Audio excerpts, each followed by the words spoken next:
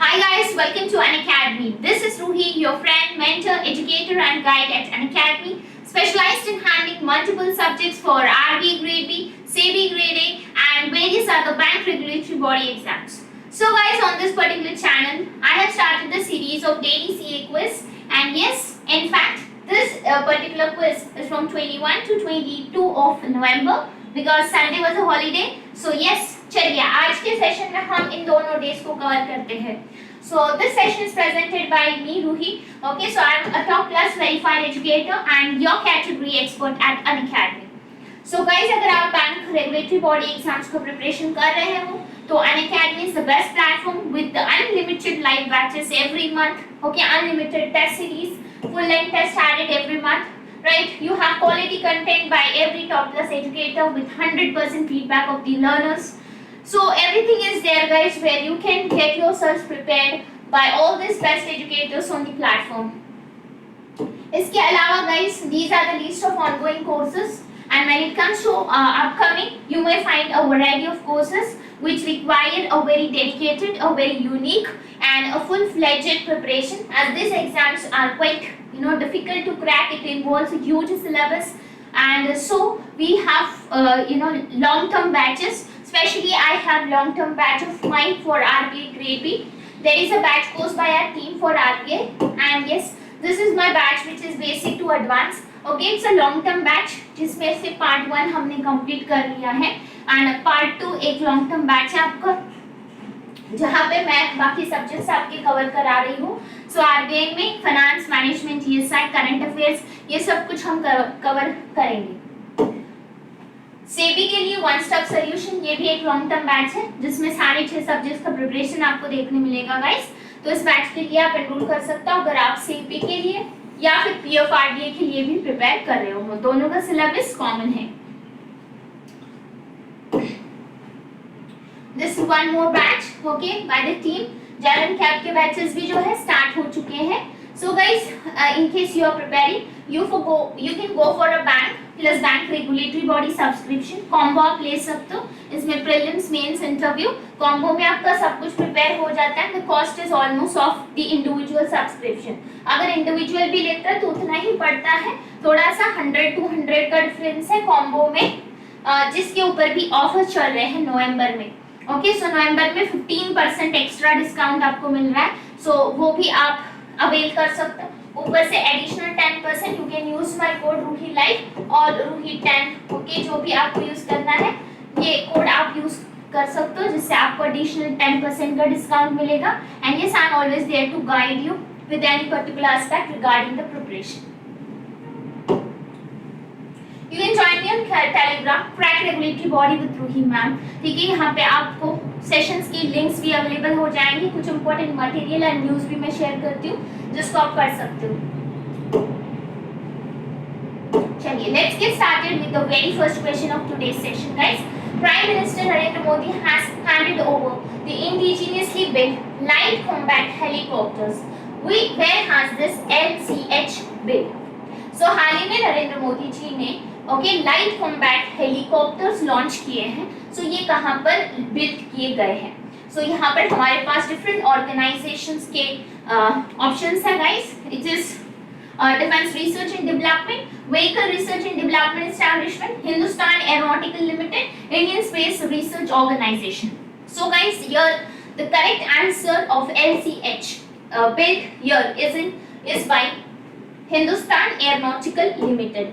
सो HAL है Hindustan aeronautical limited guys, जिसमें prime minister Narendra Modi ji ने एयर फोर्स को हैंड ओवर किए हैं इंडिजीनियसली हमारे खुद के डेवलप किए हुए लाइट कॉम्बैट हेलीकॉप्टर्स जिनको LCH इस नाम से जाना गया है. सो ये अनमैन्ड है एरियल व्हीकल्स है guys and electronic warfare system है which will be used unmannedly. ठीक है, so very important guys, this is launched handed over by our prime minister and this is being received by the chief of air staff, air chief marshal VR Chaudhary. ठीक है, VR Chaudhary के द्वारा ये receive किए गए हैं जो कि हमारे चीफ ऑफ एयर स्टाफ है. ये डिजाइन किए गए हैं, डेवलप किए गए हैं HAL के द्वारा, हिंदुस्तान एरोनॉटिक्स लिमिटेड, जो आपके क्वेश्चन का पार्ट रह चुका है। इसके अलावा गाइस ट्विन इंजन हेलीकॉप्टर है 5.8 टन क्लास का, and it has advance technologies, stealth features for effective combat roles. Very important guys, this unmanned air vehicles. Okay, यहाँ से 3-4 क्वेश्चंस आपके बन सकते हैं इसकी कैपेसिटी को लेकर, 5.8 ton. Okay, then who has basically handed over this? So it is Narendra Modi, our Prime Minister, and who has received this, or who is the Chief of Air Staff? So Air Chief Marshal V.R. Chaudhary. ये 3 questions यहाँ से important बनते हैं। अगला सवाल, who has authored her first novel, लाल सालन a novel? ठीक है, so ये एक नोवेल है, अपनी पहली नोवेल इनमें से किसके द्वारा ऑथर की गई है? स्मृति ईरानी, प्रियंका गांधी, निर्मला सीतारमण या फिर ममता बनर्जी? सो गाइस, यहाँ पर करेक्ट आंसर है आपका Smriti Irani, option A. Okay, so this is basically launched by our Union Minister Smriti Zubin Irani, who has turned out author in her first novel. So इनकी एक डेब्यू नोवेल है जिसका नाम यहाँ पे इम्पोर्टेंट है Lal Salaam. Okay, this is been published by Westland. Okay, so किसके द्वारा पब्लिश किया है? पब्लिशिंग हाउस वेस्टलैंड, जिसने इसको पब्लिश किया गया है। And this is inspired by tragic killings of 76 CRPF personnel in Dantewada in April 2010. ठीक है, so अप्रैल 2010 में 76 CRPF पर्सनल्स को के ट्रैजिक किलिंग्स के इंसिडेंट पर ये बुक ऑथर की गई है स्मृति ईरानी द्वारा। ठीक है, सो 29 नवंबर में ये रिलीज की जाएगी। This will be out for sale. According to our latest World Bank remittance prices worldwide database report by the World Bank, which country became the world's largest recipient of remittances by receiving $87 billion in 2021? So very important question from finance. Okay, financial awareness related question है guys। यहाँ पे हाल ही में world bank remittance price world wide database report release किया गया है। Report से question आपके जनरल अवेयरनेस सेक्शन में बनते हैं, whether it is any exam, right, and bank regulatory exam में रिपोर्ट से क्वेश्चन आपके ESI में जनरली देखने मिलते हैं। सो इंपॉर्टेंट रिपोर्ट है गाइस, वर्ल्ड बैंक के द्वारा रिलीज किया गया remittance price world wide database है। ठीक है, जिसके अकॉर्डिंग दुनिया का largest recipient remittance, okay, remittance is transfer of funds from one place to another. So remittance के द्वारा 87 बिलियन डॉलर्स रिसीव किए गए हैं, इनमें से किस देश से? सो या the correct answer for the report is India. Very important question guys, this report marks India as world's largest recipient of remittances, and amount आपको ध्यान में रखना है 87 बिलियन डॉलर्स का है 2021 में। इसी के साथ United states being the biggest resource accounting for 20% of this funds according to World Bank। ठीक है, सो यहाँ पे रेसिपिएंट इंडिया बढ़ा रहा है एंड बिगेस्ट सोर्स जो है रेमिटेंस का यूएस से आया है, जो कि टोटल फंड्स का 20% कंट्रीब्यूट करता है। इंडिया के बाद रैंक में है चाइना, मेक्सिको है, फिलीपींस है एंड इजिप्ट है। The Washington based global lender that is World Bank has announced this report. Okay, so these are the rankings you need to remember. Okay, so India का rank important है, कितना amount है ये भी यहाँ से important है।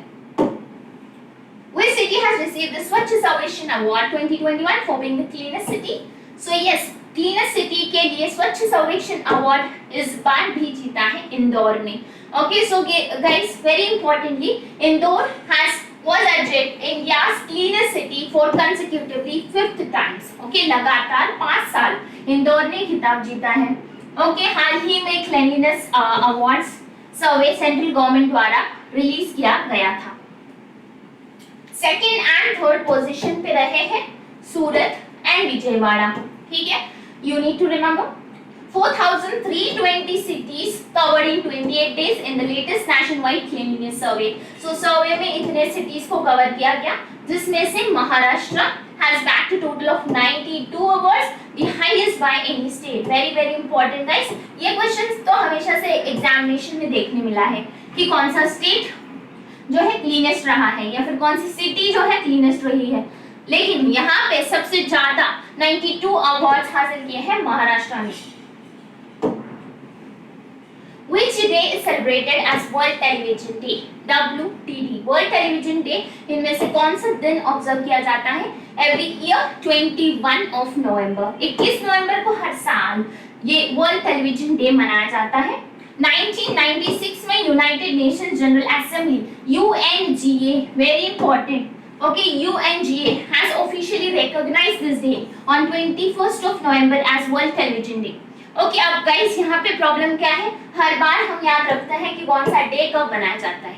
Okay, each and everyone I know, maximum students सही आंसर करके आते हैं, लेकिन एग्जामिनेशन में ये चीज भी आजकल पूछने लगे हैं।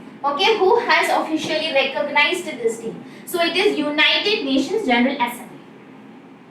So UN has recognized this television as having an increased impact on decision making as well as being an ambassador for the entertainment industry. So the growing importance of television for awareness as well as for entertainment. Okay, so television is a symbol of communication and globalization. It educates, informs, entertains and influences our decisions and opinions. So in order to mark the contribution, right, of television, we observe this day every year on 21st of November. अगला question, when is World Fisheries Day observed? So हर साल जो है world fisheries day आपका same day, okay, 21 नवंबर को ही observe किया जाता है।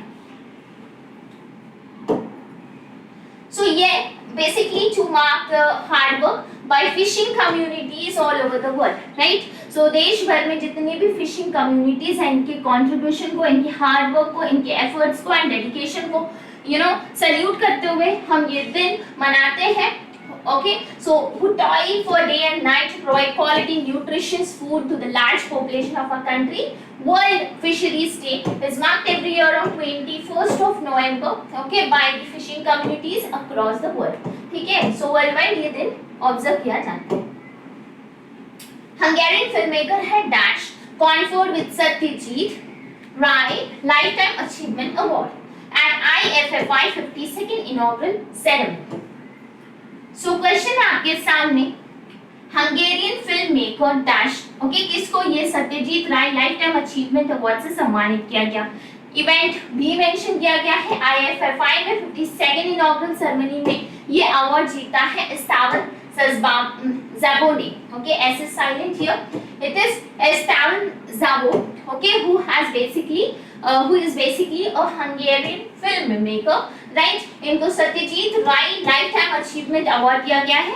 Edition याद रखना है 52nd है international film festival of India का, जिसका ओपनिंग सेरेमनी गोवा में हुआ था 20 नवंबर को, ठीक है, Goa is the venue of this festival, venue याद रखेंगे। एडिशन है 52nd and the awardee and the winner is Hungarian filmmaker Stevan Szabo Satyajit Ray Lifetime Achievement Award। अब बेसिकली वर्ल्ड सिनेमा में इनका कंट्रीब्यूशन काफी अच्छा रहा है, जिसकी वजह से अवार्ड उनको दिया गया है and this will close on 28, ठीक है, सो ओपनिंग सेरेमनी 20 को ही है, 28 तक के ये इवेंट चलेगा। फॉर्मर साउथ अफ्रीकन स्कीपर है एबी डिविलियर्स, हाल ही में इन्होंने रिटायरमेंट घोषित की है सारे forms of cricket including IPL, Indian premier league ये खेल चुके हैं, या फिर किस IPL फ्रेंचाइजी से खेल चुके हैं, Sunrisers Hyderabad, Rajasthan Royals, Mumbai Indians या फिर RCB royal Challengers Bengaluru. So guys, yeah, so let me tell you the correct answer, AB de Villiers has played from RCB, that is Royal Challengers Bangalore। South African captain रहे हैं AB de Villiers, हाल ही में घोषणा की अपने retirement की, सारे forms of cricket including IPL से रिटायर कर रहे हैं, ओके, जो कि RCB से खेल चुके हैं, royal Challengers Bengaluru. Next question, 56th conference रहा है director general of police DGP and inspector general of police IGP का, हाल ही में किस सिटी में ऑर्गेनाइज किया गया था? So this was organised in Lucknow, Bhopal, Jhansi और Surat. Yes guys, 56th conference of director general Lucknow में ऑर्गेनाइज किया गया था। इसका वेन्यू, इसका एडिशन आपको ध्यान में रखना है, यहाँ से केवल इतना ही फैक्ट इंपॉर्टेंट है, लखनऊ से ये IGP एंड DGP जो है कॉन्फ्रेंस इनॉग्रेट किया गया है। Which state has won cleanest state with more than 100 urban local bodies and स्वच्छ सर्वेक्षण अवार्ड। सो इनमें से कौन सा स्टेट है जिसने क्लीनेस्ट स्टेट का खिताब हासिल किया है? 100 local bodies, urban local bodies and स्वच्छ सर्वेक्षण अवार्ड भी जो है जीता हुआ है। It is Chhattisgarh. ओके, सो छत्तीसगढ़ है यहाँ पे। क्लीनेस्ट स्टेट है 100 अर्बन लोकल बॉडीज के साथ। क्लीनेस्ट स्टेट है with less than 100 urban local bodies. More than it is Chhattisgarh, less than it is Jharkhand. Big city, cleanest big city 10 से 40 लाख का पॉपुलेशन के साथ it is Navi Mumbai. Okay, and cleanest small city with 1 to 3 lakh population is New Delhi municipal corporation council. So यहाँ पे guys सारे के सारे important है। Okay, everything is important. कोई भी क्वेश्चन एक आपके एग्जामिनेशन में देखने मिल सकता है। ठीक है, 100 अर्बन लोकल बॉडी से ज्यादा छत्तीसगढ़, कम झारखंड। बिग सिटी 10 से 40 लाख का पॉपुलेशन नवी मुंबई है। एंड स्मॉल सिटी पॉपुलेशन में cleanest city Delhi, new Delhi municipal council. Which state police has topped IPF Smart Policing Index 2021 among 29 states and union territories released by Indian Police Foundation? So हाल ही में इनमें से कौन से स्टेट पॉलिसीज ने IPF Smart Policing Index, ये भी एक इंडेक्स है, एक रिपोर्ट है जिसमें से आपको रैंकिंग बताना है। 29 स्टेट्स में IPF इंडियन पुलिस फाउंडेशन द्वारा रिलीज किया गया है। गुजरात, आंध्र प्रदेश, महाराष्ट्र या फिर UP. So which state police has topped this index? It is Andhra Pradesh. Okay, so Andhra Pradesh ने हाल ही में IPF Smart Policing Index 2021 में टॉप पोजीशन हासिल की है। इसी के साथ आंध्र प्रदेश फर्स्ट पोजीशन पे रहा है। Telangana is ranked at the second. ठीक है, ओवरऑल स्मार्ट इंडेक्स में स्कोर 8.11 रहा है आंध्र प्रदेश का एंड 8.10 रहा है तेलंगाना का। ठीक है, अब यहाँ पे ये सर्वे कंडक्ट किया गया था 1,61,192 रिस्पॉन्सेस के साथ and this is associated with 9 elements in smart policing idea. Okay, so basically to the tellings of public trust in police, trust in the public. Okay, जनता का कितना पब्लिक ट्रस्ट है इसको 9 एलिमेंट्स पे काउंटर किया गया है। ये स्मार्ट पॉलिसिंग आइडियाज के साथ ये सर्वे कंडक्ट किया गया था जिसमें से टॉप पोजीशन आंध्रा की रही है, followed by Telangana. Next question, international film festival of India is currently underway in Goa. Who has been awarded at the 52nd edition of International Film Festival of India with the Indian Film Personality of the Year? So Indian Film Personality of the Year का खिताब किसको दिया गया है 52nd edition of International Film Festival IFFI में? So options are Rekha, Kiran Kher, Hema Malini या फिर नुसरत जहां, and the correct answer here is option C. Hema Malini has been awarded at this 52nd edition of IFFI. Okay, so she is a veteran actor and she has been awarded with the Indian Film Personality of the Year 2021. Okay, to mark the contribution of Hema Malini in our Indian cinema, this award is conferred to her, which is very important. Okay, so this was something about today's session. I hope बहुत सारे questions हमने देख लिए। इसके अलावा और भी कुछ क्वेश्चंस हैं जो हम कल के सेशन में करेंगे। ठीक है guys, hope to meet you at the same time tomorrow. Till then, thank you. Bye bye. Have a nice time. God bless you.